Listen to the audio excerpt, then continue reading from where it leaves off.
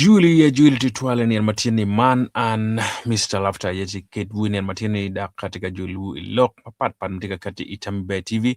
waka Julie da kama kan mati ye kono tinan wage kamo kan meti wa Julie iman lok tie ma ngunyu ma pat mtika kati Kenping ma meti wa Kate bot wu ye ko wangi kui tie mo karodong dak bene mo ken lok tie ma duong Titwale ka chawaneno lok pa man makilwoni jomo keno poro jomo keno karo jomo keno tie ma fugitika mato man makilwoni wangret mamegi kwi yure mo nyogwari ya kebego gi tie ma tumo machan tie mo rom kom luchu mo pat dichu now lok ma tie ma te kamera wakati kedwuni ma tieni ena ye wati kamera neno lok madit Titwale ma tie teleman me MP man manonge ni la diet makilwoni honorable Odongata tie ki lok madit Titwale kom man lodge makikaro kati kama leng man lodge me pade district mono matika kati ma pati maber Titwale dong watika neno jima pool tika kati ki yeke komenir matini gwen gubero ki man makilwoni court now court enigi ordering man makilwoni recount so recount yan lokani ye no power maber gin makitika me atemna ena ki chiaro ki chao kwano kuyu dojo now kwano kuyu dojo eni tie ma miero timo no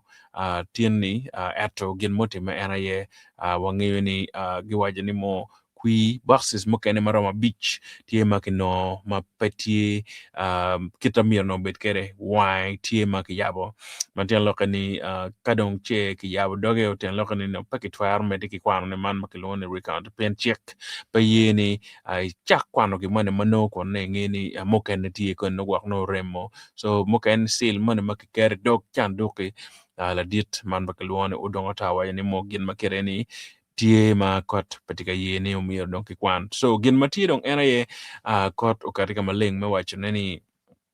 umiro kichwal man makilwoni lok madit ikot ma en la diro Odongata wacho wa kama leng ni en tika mete micher man makilwoni ikot dong ikot gin makabi tero ena ye ni gen mer man makilwoni dong kapeo mir gitim ye dojo piane pekera mo kwano kwi mano jimmo keno remote kidong ngomo keno mo mir kinen ki kume mo wero ngomo wero ki yabu chan duk mo mir no peke yap electoral commission mir tet kama leng tian loka ngomo wero chandura beach mano tie mapigi tego Titwale mebolo kui man me aru county man pade wero no tie lokati kama leng no mir ke yop kinen kit mano kitwar te mena kede wek no loka kui yeno tumo kore so lok pa la dit Odongata tie ma eno kate kama leng mana nen man biduka kile bodu dichu kore merwa win kong loka bene in ke nen kit machal no eno wajo kere ka enni kore wek no waneno ngoge ko ma eno wajo today declined the mandatory recount on the grounds that 5 boxes were open. For the recount to take place, all the seals must be there. So I don't know how in the Electoral Commission stores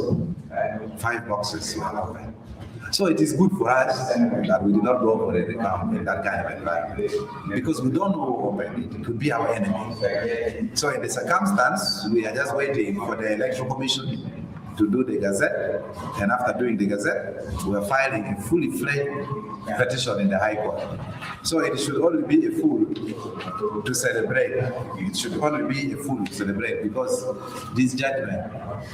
is very clear that we have not recounted, and he has also stated the grounds that the integrity of the boxes were compromised. So it is only this that the High Court will use to nullify the results.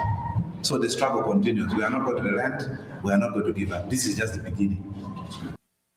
Yeah, mano bero lok pa la dit makilwane Odongata ma eno katikere ni matien ni ka eni winyu tika wacha waka maleng ni mo gin mati mautime mano umir pati me ena ye gin ngiyo ni la dit makilwane kuma kach kidong Electoral Commission ukatiki lok ma pol ma tika na ni jim manu umir no ki tim boxes keda which wakene tima wa we the tool mo wa no gen makire no pobe time mir gen gimeta nyim kilok en mi chere I court work I court yedong o katiki mok check mabe manyurni ko kimetiki bolo kui eni onyo gware la dit ko makach ano metiki lo excuse me maloke tie mere ma pong Titwale bo bineno kin macharo jim no bitum kere mono ipate na ngech mo ken matie ma war mero katike botu kamaleng ena wangi ni Jama pol bor kui te twale igulu city wanongeyo man makilwon la dit okwa ma era ye obedo man mea mi gulu city en kono tie ma la tien la wobi ma furu fota fora lo en ikwi man en man me mea ma la dit makilwon e gonya Julius en kwa kade ki kwi ma beje de twal ma en lo kere irwama la mal de twal donc irwama kid ma en lo kere ni en kade ki lok ma duong ni en be mi man bakilwan press conference wa mege nena di mo karangich en bi chako ticho bena kore badak mer ne ka ke ku kong wang ma ki swearing and in and it already me chako teach dak en bi bero ngat mano beti jim beje to 12 pi annually me gulu city pien ma wano ngeyo en o bero latiana bu matin ma furu fota for ken ma chaw yang lu tela di jongi foda boneno ken ma chaw jar martin matem penduzi yanki kati kede me chwalo en bena me o to mane rom me MP so en batika yabne ki man makilwone rom man me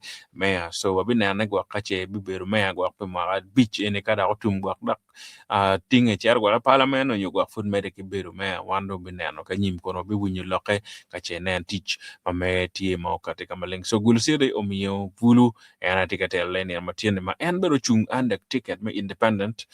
ma pe tektual mi nge ni independent lo man makilwone me Gulu City. Kawa chairman maklone Igulu district man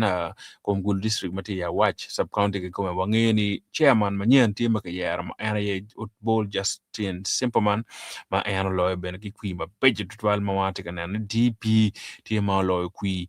man maklone area me Gulu district donc per tek tutwal mi nge ni rien ni weng woro ma beje ke ko futele mo ma winyu pe e kom lok po kwa ki dong bene bo lok pa bol Justin Superman wangeni obedo ma tactical dit opia take no obedo LC5 ma be ma en olo to ti jim ma bejo bene I Gulu City Gulu district ato kombede dong dano la otamgi e kome menen ni olo to ge mi nget mo ken e kong dak tal ko ma kong chingi wa ken gong nen kong ngoge ko ma get gitwati menen mano olo to wa bene Gulu district no service delivery ma be ken mano kimero kere e ko now mono ye lok mati ma bejo no America wanen kon wi po bi ridi to alo no lo tela ma ke yer gi ma bejo mano tie ka telo man ma ke loni Gulu City ka chel gi Gulu district ma bejo now wangeni man a woman member of parliament mi Gulu district yer man ma ke loni ayu Phoebe ma en benetila en RM ma per tek to 12 mo wangi ni ano chui tiket pa NRM mukaro ma ulega ka man makilwoni balmoy Sharon balmoy ma en por mer ma be de 12 pe jim dichu ma en be ka timo nego no ti ma bejo ti ma right dano gere ke la so ke la man makilwoni ayo Phoebe ma anti MP do mo bineno ngama en bitimne pe Gulu district na wangi ni MP ben ma ke yer pamon man makilwoni Betty ol tie ma en bene wangi dalu ane mien gulu do ri bene ba tika ri ke chamo man makilwoni tela ma tek to 12 so mir wangi kon kin mano jimeno be ber kere PN ngoma nyen ma en bikelo ne ba bino kar be chibo bitimo interview kere ba wangi yope ma mege pi Gulu City ma chalo mego ma diet ma donke yaro pi woman ember of parliament man mi Gulu City idong bene wangi lo ma madam ma ke yar gi man pi MPs man mi Gulu City wangi ni nobat ma pe Gulu East ki dong ber man makilwoni o jar matin pendis make yar pe ba digle yibi donc jimi en dichu abikilu ko rek wabilungo gen me bieno itami be TV kan wa min wa tammi bene ko rek wa no wangi ken macharo no initamo kede ket makui no wor kede ngoma initamo ni dan romo expecting ke kum lutela man en make yar gi fud manyen eni donc itami ngoma miro geno team wa ko lutono tela obed mabe to twal man makilwoni in northern Uganda ko rek abikilu full list of wen ko kidong mo bino kar mi luong la tera chira chen mo karo man ma ki Gulu City Kenya wa olo to no nen you me intervene gen me nen ngo ki ko ma gen go kelo nyo ngo ma gen bo kelo e yum man dong manyen pe ma gen go karo ne kui ene pen wa ngene kui no bero ki jimma pat ma po bero yot bi jomo kene wa nge president dong mo karo la dit you ka go seven ma ki ya dak eno dojo ma bu tele dak pe ma beach ma no wan be ko ara bene ngo ma nyen man be kilo ne e man I table ma megi kidong bene itami be TV wangene jimiti ma pol no be kele bodu wati man makilwoni studio man ba makluan photo studio matio kama be make mer mako chill me yupo wedding mer yupo birthday parties jimi du ma pol man lope mer chill video gini nong Tami Be TV in icho me comment kenya jiwa ben bien boire bo mako jimi no dichu en ko wati ben ki music production studio ben matio kama be na kache mer be la we ma mer we mo ke kan bien Tami Be